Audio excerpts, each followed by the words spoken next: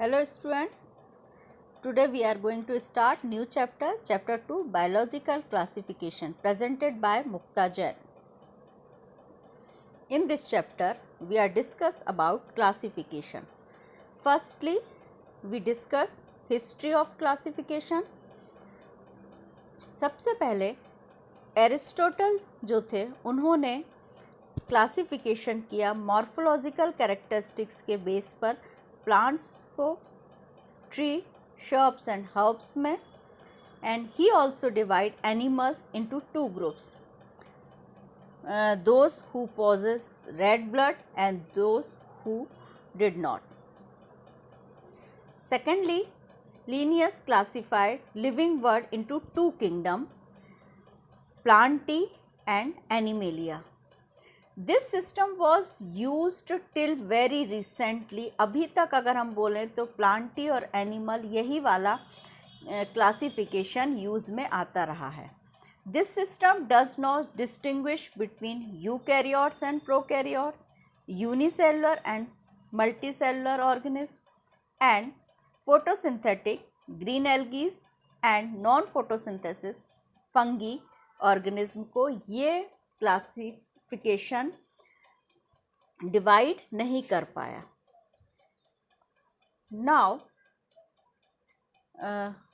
In present times finally जो classification अब हम देखते हैं जिसको हम 5 किंगडम क्लासिफिकेशन बोलते हैं, ये प्रपोज किया विंटेकर ने 1969 में.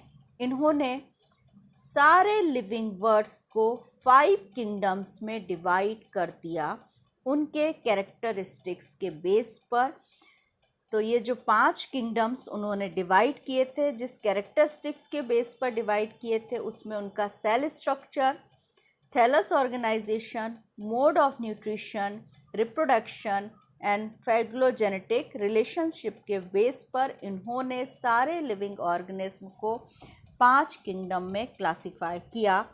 These 5 kingdoms is number 1 Monera, number 2 Protista, number 3 Fungi, number 4 Plantae and number 5 Animalia. अब इन 5 किंगडम्स को हम उनके कैरेक्टरिस्टिक्स के बेस पर टेबुलर फॉर्म में क्लासिफाई करेंगे, टेबुलर फॉर्म में देखेंगे, जिससे उनके कैरेक्टरिस्टिक्स ईजीली क्लियर हो सकते हैं. जैसे फर्स्ट कैरेक्टर था सेल टाइप. यदि हम सेल टाइप की बात करें तो there are 2 types of cells, prokaryotes और यूकैरियोट्स. इन प्रीवियस क्लासेस आपने प्रोकैरियोट्स और यूकैरियोट्स पढ़ा होगा. प्रोकैरियोट्स जिनमें well defined nucleus membrane absent होती है उनको हम प्रोकैरियोट्स बोलते हैं, और जिनमें वेल डिफाइंड न्यूक्लियर मेम्ब्रेन या well defined cell organelle presents होते हैं, दैट इज कॉल्ड यूकैरियोट. तो फर्स्ट कैरेक्टर्स जो उन्होंने देखा प्रोकैरियोटिक और यूकैरियोटिक, उसके बेस पर उन्होंने 5 किंगडम्स के कैरेक्टर्स देखे. तो मोनेरा में जो रखे गए ऑर्गेनिज्म वो सारे के सारे प्रोकैरियोटिक थे. प्रोटिस्टा, फंजाई, प्लांटी और एनिमेलिया में जो ऑर्गेनिज्म रखे गए वो यूकैरियोटिक थे. सेकेंड जो कैरेक्टर्स था वो था body organization. Body organization, there are 2 types of body organization, unicellular and multicellular. आप सभी जानते हैं यूनिसेलुलर जो सिंगल सेल के ऑर्गेनिज्म बने होते हैं, दैट इज कॉल्ड यूनिसेलुलर, और जो मल्टी सेल्स के बने होते हैं that is called multi cellular. तो मोनेरा और प्रोटिस्टा में जो ऑर्गेनिज्म रखे गए वो सारे के सारे यूनिसेलुलर ऑर्गेनिज्म थे, लेकिन फंगी, प्लांटी और एनिमेलिया में जो ऑर्गेनिज्म रखे गए वो मल्टी सेलुलर ऑर्गेनिज्म थे. थर्ड कैरेक्टर था सेल वॉल. सेल वॉल जो सेल आपकी रहती है वो उसमें बाहरी जो मेम्ब्रेन प्रेजेंट्स होती है that is called cell wall. तो ये ओनली एनिमल्स में एब्सेंट होती है, बाकी Monera, Protista, fungi and Plantae में प्रेजेंट्स होती है. मोनेरा में ये पॉलीसैकेराइड्स और अमीनो एसिड्स की बनी होती है। प्रोटिस्टा में भी ये प्रेजेंस होती है। कुछ कुछ ऑर्गेनिज्म में सेल वॉल प्रोटिस्टा में एब्सेंट होती है, लेकिन फंजी में भी ये प्रेजेंस होती है। विदाउट सेल्यूलोज ये होती है, और प्लांटी में सेल्यूलोज की बनी होती है। प्लांट्स में हमने पढ़ा ही हुआ है, आउटर मेम्ब्रेन सेल वॉल जो रहती है सेल की, वो सेल्यूलोज की बनी होती है। फोर्थ कैरेक्टर्स था न्यूक्लियर मेम्ब्रेन। अभी हमने देखा न्यूक्लियर मेम्ब्रेन, मैंने आपको पहले बताया प्रोकैरियोटिक्स ऑर्गेनिज्म जो होते हैं उनमें well differentiate nuclear membrane absent होती है। तो प्रोकैरियोटिक जो ऑर्गेनिज्म थे वो रखे गए मोनेरा में। तो न्यूक्लियर मेम्ब्रेन जो है वो एब्सेंट रहेगी ओनली मोनेरा में, बाकी प्रोटिस्टा, फंजाई, प्लांटी, एनिमल्स में ये प्रेजेंट्स होती है। Fifth characteristics is mode of nutrition. Mode of nutrition, there are two types of mode of nutrition, autotrophic and heterotropic. Autotrophic and heterotropics आपको पता ही है। ऑटोट्रॉपिक्स मतलब सेल्फ जो अपना फूड खुद प्रिपेयर करते हैं वो ऑटोट्रॉपिक ऑर्गेनिज्म कहलाते हैं। हेटेरोट्रॉपिक्स जो फूड के लिए या न्यूट्रिशन के लिए किसी दूसरे ऑर्गेनिज्म पर डिपेंड्स होते हैं, दैट इज़ कॉल्ड हेटेरोट्रॉपिक। तो मोनेरा जो थे उनमें mode of nutrition autotrophics as well as heterotrophics दोनों तरह का था। सेम प्रोटिस्टा में autotrophic as well as heterotrophic. Fungi में मोस्टली हेटेरोट्रॉपिक होता है। सेप्रोफाइटिक या parasitic mode of nutritions fungi में हमको देखने मिलता है।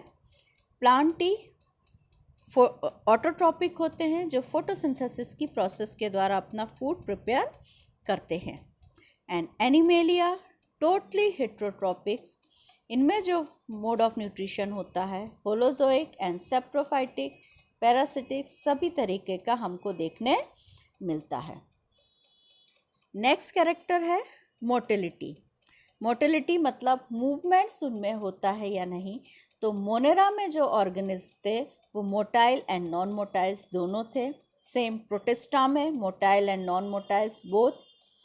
Fungi non motiles, Plantae mostly non motiles and Animalia mostly motile होते हैं। नेक्स्ट कैरेक्टर है रिप्रोडक्शन। रिप्रोडक्शंस की यदि हम बात करें तो रिप्रोडक्शन वो प्रोसेस होती है जिसमें कोई भी लिविंग ऑर्गेनिज्म अपने जैसे ही यंग वन को बर्थ करता है, अपनी जैसी ही स्पीशीज़ को प्रोड्यूस करता है। तो मोनेरा में जो रिप्रोडक्शन होता था वो बाइनरी फिजन था, क्योंकि ये यूनिसेलुलर ऑर्गेनिज्म थे, इनमें वेल डिफरेंशिएट ऑर्गन नहीं था, इसलिए इनमें रिप्रोडक्शन बाइनरी फिजन के द्वारा होता है।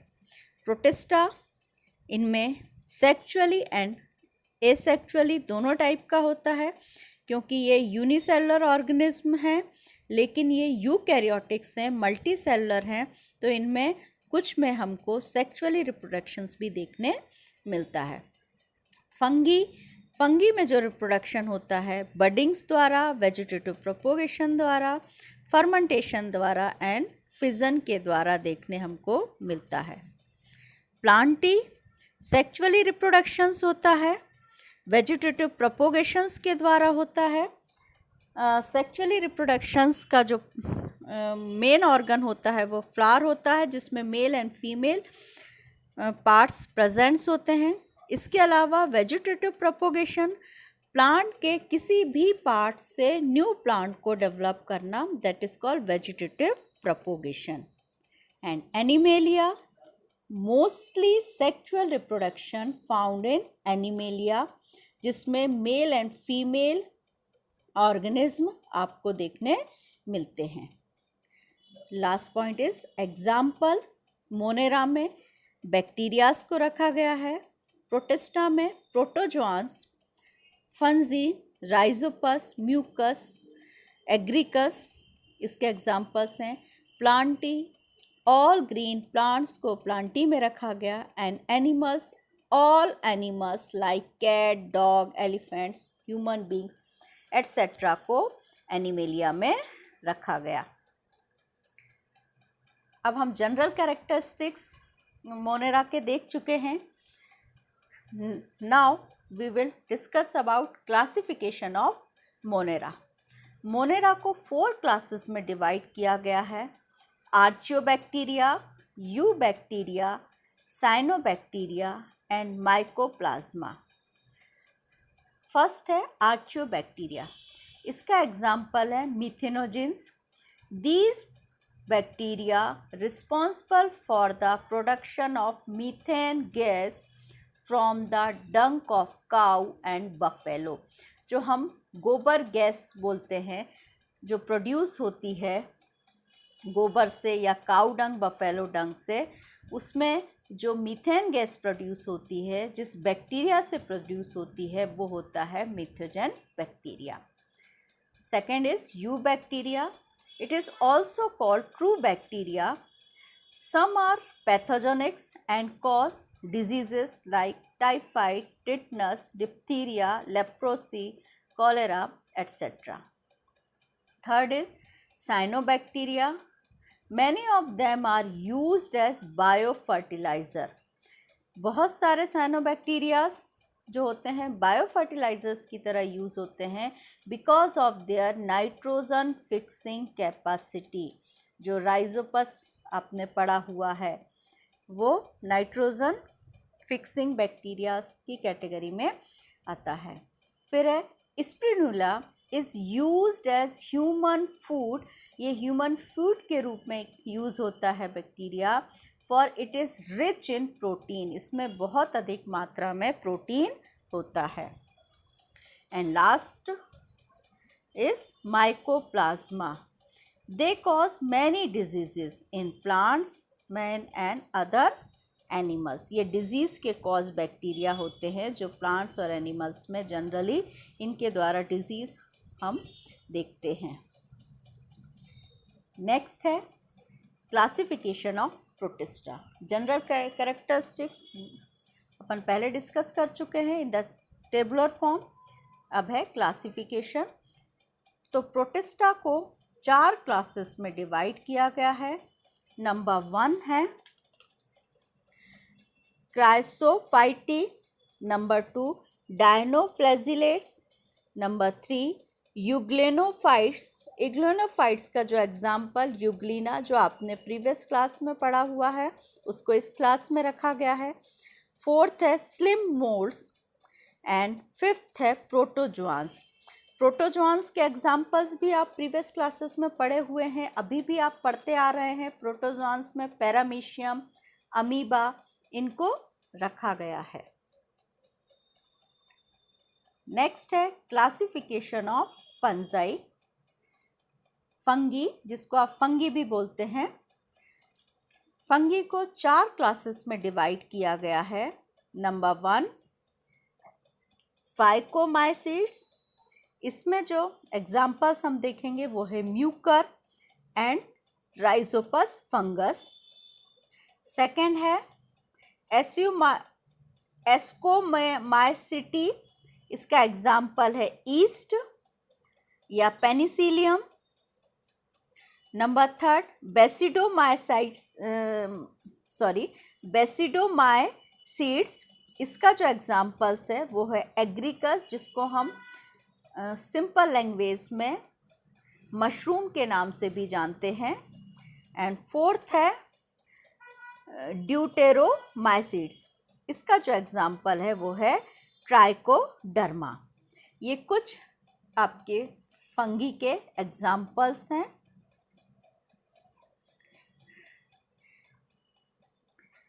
Kingdom Plantae and kingdom animalia हम नेक्स्ट चैप्टर्स में इनको देखेंगे। इनके जनरल कैरेक्टरिस्टिक्स हम देख चुके हैं। नेक्स्ट है वायरस एंड वायरॉइड्स। अब हमने जो देखा 5 kingdoms Monera, protista, fungi, Plantae and animalia, इनमें वायरस को स्थान नहीं दिया गया इस किंगडम में। क्यों नहीं दिया गया? क्योंकि ये जो वायरस होते हैं इसमें जेनेटिक मटेरियल आरएनए या डीएनए प्रेजेंट्स होता है, प्रोटीन कोडेड होते हैं जिसको हम कैप्सिड बोलते हैं। जो एनिमल वायरस होते हैं उनका जेनेटिक मटेरियल डीएनए होता है, और जो प्लांट वायरस होते हैं उनका जेनेटिक मटेरियल आरएनए होता है। बट किसी भी वायरस में बोथ डीएनए और आरएनए फाउंड नहीं होते। इसको वायरस को नाम वायरस इसलिए दिया गया क्योंकि इसमें पॉइजनस फ्रूट होता है। Was given by Pasteur, scientist थे, उन्होंने इसको देखा।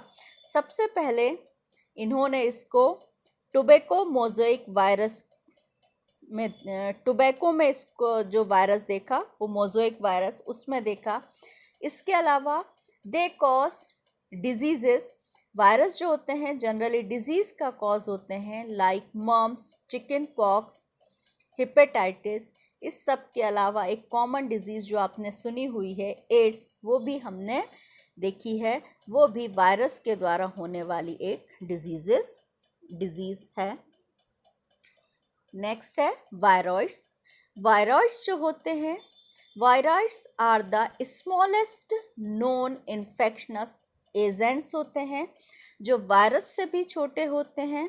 Consist of a short single strands, RNA होता है अकेला इनमें, which has a low molecular weight and lack a capsid. Lack a capsid मतलब प्रोटीन कोडेड ये नहीं होते हैं। They were discovered by T.O. Danier and they cause potato spindle disease, और ये पोटैटो स्पिंडल डिजीज का कॉज होते हैं। Last topic of in this chapter, lichen, light chain जिसको आप बोलते हैं। Lichens are composite organism composed of algae and certain fungi that live in close symbiotic association.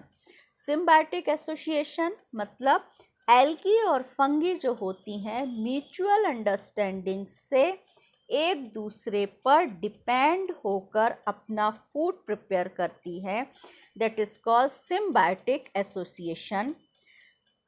Algal fund partner को हम बोलते हैं फाइकोम्बिएंट एंड फंगल पार्टनर्स को बोलते हैं माइकोबिएंट। एल्गस प्रिपेयर फूड, एल्गी जो होती हैं वो फूड प्रिपेयर करती हैं, while the fungus provide protection and help in absorption of nutrients and water. Algae food prepare करने का काम करती हैं क्योंकि ये इनमें क्लोरोफिल पिगमेंट होता है, और फंगस जो होता है वो न्यूट्रिएंट्स और वाटर एब्जॉर्ब करने में हेल्प करता है। इन सब के अलावा lichen are very good indicator of pollution as they do not grow in polluted area. ये पॉल्यूटेड एरिया पर ग्रो ही नहीं होता है, इसलिए हम बोल सकते हैं lichen are very good indicator of pollution. Okay, thank you.